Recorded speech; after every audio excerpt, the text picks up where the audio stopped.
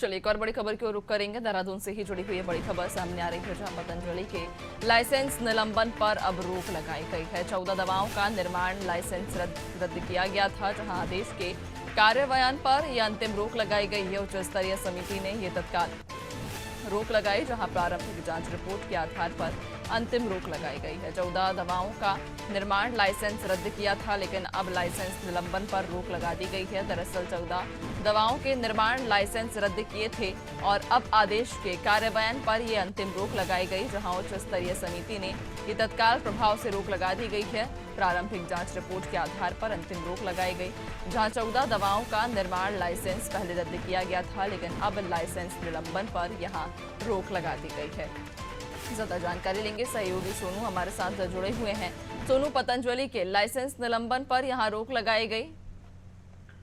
देखिए, अभी कुछ समय पहले ही जो पतंजलि के तकरीबन 14 दवाएं हैं, इनके विनिर्माण के लाइसेंस के निलंबन के आदेश किए गए थे और जिस स्तर पर आदेश किए गए थे उसके बाद फिर जब इसकी अपील की गई संस्थान की तरफ से, तो जो पतंजलि आयुर्वेद लिमिटेड है और इसके साथ साथ जो दिव्य फार्मेसी है, इसकी जो तमाम दवाओं के लिए अपील की गई और शासन स्तर पर मंथन हुआ। और अब जो आयुष सचिव हैं डॉक्टर पंकज कुमार पांडे, उन्होंने उच्च स्तरीय समिति जो है, उस समिति की जो प्रारंभिक जांच है, रिपोर्ट है, उस जांच रिपोर्ट के आधार पर फिलहाल निलंबन के जो आदेश थे, जो प्रक्रिया थी, उस पर अंतिम रोक लगा दी है। क्योंकि ये दवाइयों से जुड़ा, लोगों के स्वास्थ्य से जुड़ा मामला है और पहले जिस स्तर पर इन लाइसेंस निलंबन की बात कही गई थी, एक्चुअल में उसकी तस्वीर क्या है, इसका भी मंथन किया गया। और अब जब समिति की रिपोर्ट के आधार पर रोक लगा दी गई है, तो अब देखना होगा कि आगे शासन आखिर इस दिशा में कितना आगे बढ़ेगा और क्या इसके परिणाम सामने आने वाले हैं।